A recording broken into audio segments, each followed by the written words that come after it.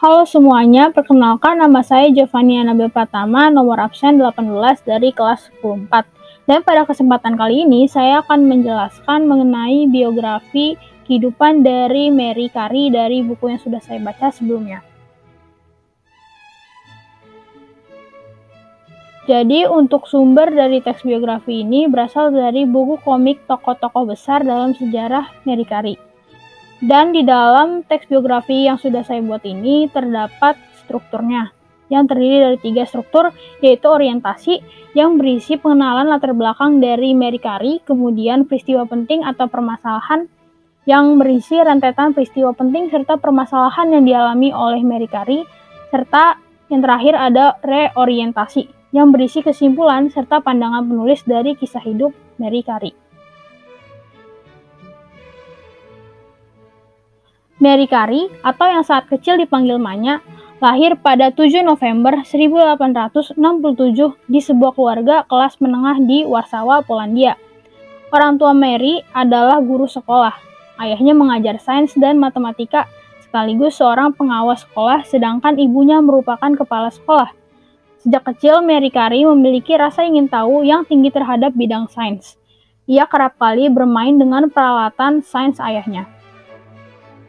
Masa kecil Mary bisa dikatakan menyedihkan, karena pada saat itu ibunya mengidap tuberkulosis sejak ia melahirkan Mary, dan Polandia saat itu sedang mengalami konflik dengan Rusia.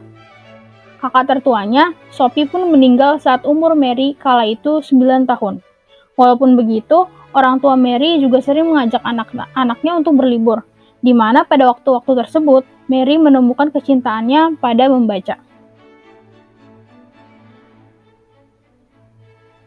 Mary tumbuh menjadi gadis yang rajin dan juga cerdas. Nilai-nilainya amat bagus, bahkan Mary meloncati kelas 2. Dari kelas 1 langsung ke kelas 3. Namun pada 1878, 2 tahun setelah kematian Sophie, ibu Mary meninggal saat Mary berumur 11 tahun. Sejak saat itu, Mary berjanji untuk semakin rajin belajar lagi. Janji pada ibunya diiringi tekad untuk melawan tekanan Rusia pada Polandia, negaranya, membuat Mary menjadi murid terbaik dari SD, SMP, sampai SMA. Pada 16 Juni 1883, Mary lulus SMA pada umur 16 tahun dengan menerima medali emas sebagai tanda kelulusan terbaik. Setelah lulus SMA, Mary mengajar membaca dan menulis untuk para pekerja pabrik muda secara diam-diam. Sepeninggalan ibu Mary, Bronya lah yang menggantikan pekerjaan ibu mereka. Sementara Mary, Joseph, dan Helena bersiap untuk melanjutkan pendidikannya. Hanya Bronya yang tidak melanjutkan pendidikan kedokterannya demi merawat keluarganya. Suatu saat, Bronya menceritakan keadaannya pada Mary, dan Mary yang saat itu sedang menyiapkan biaya keperluan untuk melanjutkan kuliahnya pun bersedia untuk membantu membiayai pendidikan kakaknya, sembari mempersiapkan biaya pendidikannya itu.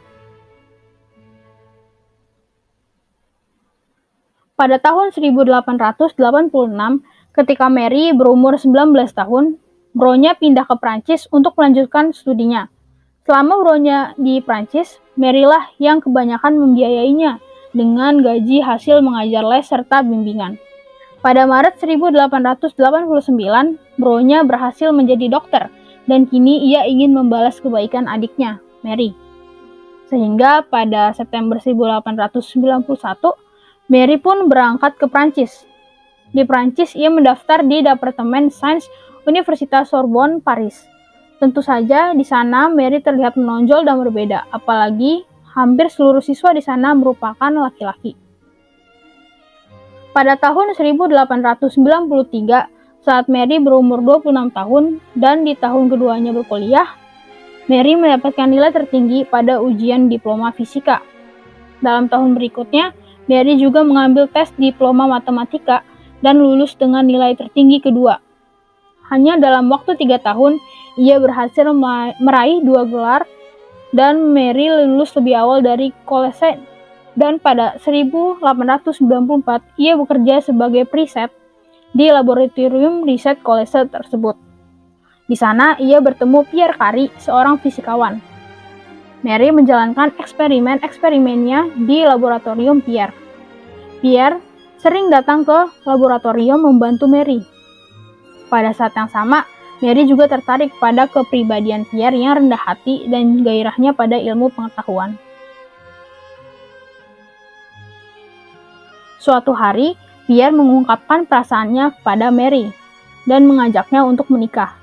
Namun saat itu Mary masih bimbang dikarenakan kerinduannya untuk kembali ke Polandia, sehingga ia belum bisa menjawab ajakan Pierre saat itu dan masih membutuhkan waktu.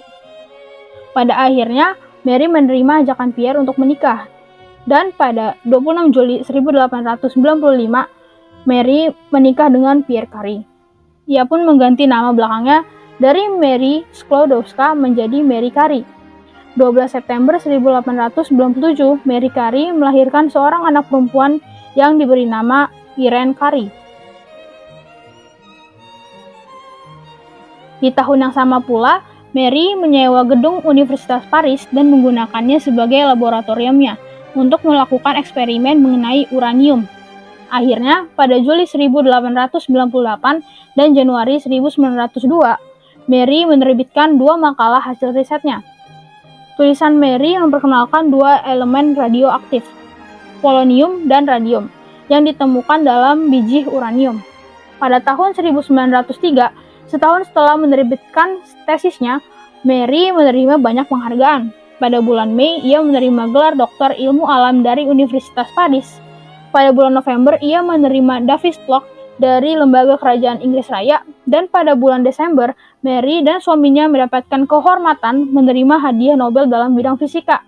Mary adalah perempuan pertama yang menerima hadiah Nobel dalam fisika.